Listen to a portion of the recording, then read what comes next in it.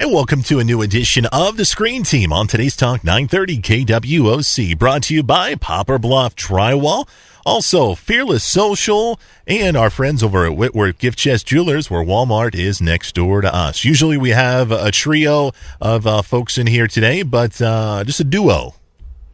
Down with that. Yeah, we got two of the best here, two of the best in the business. We got Kyle and we got Chris in the studio for the Screen Team. And Kyle, first off, it's good to see you again, man. As always, great to be on the show. You had texted me a couple months back, and you're like, "Man, I would really like to do a Screen Team show where we feature sports documentaries." Yeah, and I was like, "Yeah, okay, yeah, we can do that." So we're going to feature sports documentaries that were done by the channel ESPN, and they've been doing for the past several years their 30 for 30 series, right? That's right, yes. Celebrating 30 years with 30 documentaries, correct? Yes. It's 30 films by 30 filmmakers. Okay. Yes. So it's not 30 years? No. Are you sure? Yeah, they go back as far as they want. I mean, they go pretty far back. But no, I'm talking about ESPN being around for 30 years. Oh, yeah, they've been around since 1979. It's close to 30 years, man. I'm just saying. Yeah, my math stinks. I'm just saying. I think it's 30 years that ESPN has been around. But anyway, I digress. We've got 3 documentaries. One is called King's Ransom. Yes, thank you. King's Ransom, which is about Wayne Gretzky, right? Yes, it is about the trade of Wayne Gretzky and its impact not just on the sport of hockey, but the perception of sports working in markets where it's not generally perceived to do well. We're also going to be doing one called Winning Time. Winning Time is about the interesting saga of the 1994 playoffs with Reggie Miller, the New York Knicks, and Spike Lee.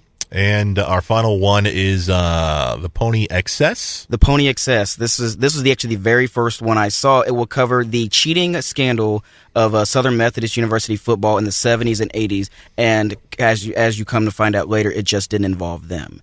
But they eventually wound up receiving the stiffest penalty in the history of collegiate athletics, the death penalty. And we'll talk more about that here in just a few minutes. But the first one is called King's Ransom, and this one's all about one of the greatest, not just hockey players of all time, but greatest sports figures of all time, Mr. Wayne Gretzky. Yes, Wayne Gretzky made hockey a big deal in the 80s, playing for the Edmonton Oilers. And he also did it in a very small market. And he was a homegrown guy, Canada's golden son. And he led the Oilers to 4 Stanley Cup championships in the 1980s. 4? 4. My goodness. 4 out of 5 appearances. They lost their first one, and then they won 4. Who did they lose the first one to? The New York Islanders, really? Who were in the midst of going for 5 straight. And the Oilers won their first one at the expense of spoiling New York's 5th title attempt. So there was a bunch of dynasties going on in the 80s. Yes, huh? It's a lot more sporadic nowadays. Mm-hmm. The Los Angeles Kings of now, which is ironic that we're doing this piece on the Kings, they've won 2 of the last 3. But the the Oilers were the dynasty of the 80s with not just Gretzky, guys like Mark Messier, Grant Fuhr, who's also the first player of color in the Hockey Hall of Fame. It's a goaltender. They had so many stars and were so talented, but it was becoming apparent, at least to the owner of the team, whose name's Peter Pocklington, that they need to restock the team because they were starting to get a little bit older. Okay, let me ask you something. That's a good point, okay? Why would you trade the greatest hockey player of all time? Why get rid of him? Why not get rid of the other guys? It still boggles my mind to this day that they did that, considering what they got for him did not materialize at all. What did they get for him? They got 5 draft picks, 2 players under contract, and $15 million cash. Mm-hmm. The owner said, I need cash because with the exchange rate of the Canadian dollar to the American dollar, and Edmonton being a small market on a limited payroll, they knew they were not going to be able to afford Wayne. And they've mentioned this in documentary that times were tough as far as monetarily wise for the Oilers, right? Indeed, and it's always been an issue because of them being a Western Canadian market. It's not like Toronto or Montreal, which are very Americanized Canadian cities, where the Maple Leafs are worth over $2 billion. Goodness. And the Oilers don't have that fortune. So he said, I need cash. The team that he winds up getting traded to, the Los Angeles Kings, the year he got previous year, finished 20th out of 21st teams in the standings. So Wayne goes from a team that is on a roll, they're the team of the 80s, to a franchise that's only seen the postseason one time in 20 years up to that point. Yeah. So he gets traded, ironically, on 2 days before my first birthday, August 9th, 1988. So bonus. They have a press conference, and it's very, very heartbreaking for Wayne. He got traded to the Los Angeles Kings once again. 2 players, 5 draft picks that did nothing. And so how did it work out for the Kings with Wayne Gretzky? The Kings, they initially got mainstream attention. I'm not sure if that's what they were going for, but that's what it materialized into. They immediately improved on the ice. It almost made the Kings like the Lakers to an extent. As far as the fact that celebrities wanted to go, they wanted to hang out, they wanted to be. That was the place to be. Exactly. Right? If they didn't know anyone else on the Los Angeles Kings team, they knew who Wayne Gretzky was. Right. And in Los Angeles, it's a different way of thinking as a fan than, say, St. Louis. Right. It is star power. And also the Kings playing in the same building as the Lakers of that time with Magic Johnson and Kareem Abdul-Jabbar and all. They were the Showtime Lakers.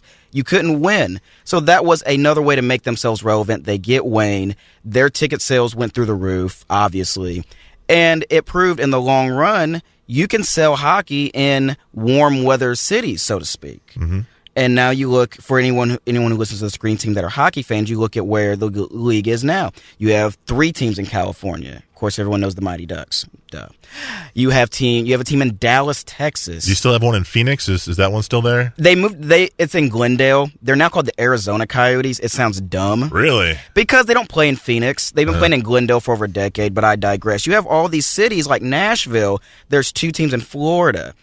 And, they've had in Washington, D.C. These are non-traditional hockey markets, so to speak. And the majority of these franchises have had a lot of success. Dallas Stars, they have a championship. The Kings have 2. You also have the Mighty Ducks, who have 1. Well, I call them the Mighty Ducks. They used to be that. What are they now, just the Ducks? It's the Ducks because Disney sold them in 2006. Very nice. It stinks. They do wear the old patch on their side of their jerseys, but the point of this is his impact showed we can sell our sport elsewhere. We can branch out. For those who actually get a chance to watch this, it will almost make you think that Wayne was a bit of an experimental guinea pig to see if this works. There were also other speculations as to why he left. His wife was an actress. She was actually in Police Academy 4. She's actually from St. Louis. Get out. True story. Janet Jones Gretzky from St. Louis. The more you story. know. Knowing's half the battle. So talk about the documentary. Did the director and the people who put this together, did they do a good job of making this informative and showing all sides of they were everything? very, very unbiased in this. Did a great job. Played it from both sides. They talked to the former owner of the Oilers, what he went through, the former owner of the Kings, who wound up having to serve a few years in prison for tax fraud in 1996. He sold the team, but they talked to him in prison. They were very, very, even about this. They interviewed Wayne. The interviews with Wayne actually were happening while he was playing golf. He was asked, how many more championships do you think you could have won? He said about 3 more. And there was no reason for them to break that team up, but he understands now why they did it. Right. They had to recoup the team. And in the long-term history has shown that being a smaller market, you constantly have to refill your cupboard, so to speak. The ironic thing is that the last Canadian team to win a Stanley Cup was against Wayne, and that was Montreal in 1993. The Oilers would go on 2 years after the trade to win another Stanley Cup. Mm-hmm. They last made it to the finals in 2006 and haven't been to the playoffs since. Really, since Wayne has since his trade, only 1 Canadian team has won a championship prior to the Oilers in 90. That was Montreal in 1993, and that's been it. Wow. It was very heavy stuff. He was emotional. He cried at his press conference. People burned the owner in effigy in Edmonton. That's how seriously they took this, because realizing, coming from a smaller market, hockey is life. Right. It is 364 days a year. It's never ending. So that was the biggest thing to them. And when they traded their golden boy, how dare you? You were evil. And he was treated as such. He actually said, my wife had to leave the city for a few months. The way we were treated was horrible. But if you're looking for an alternative in terms of a sports documentary, maybe not the biggest hockey fan, but you know who Wayne Gretzky is, highly recommend check this out. Very, very good. Yeah, I agree with Kyle. It was very interesting, very informative, and even if you're not the biggest hockey fan, I still think you're going to like it if you know who Wayne Gretzky is. It's called King's Ransom, and you can find it on Netflix. Coming up after the break, we're going to review Winning Time. It's all about Reggie Miller, the New York Knicks, and Spike Lee. It's coming at you next on Today's Talk 930 KWOC.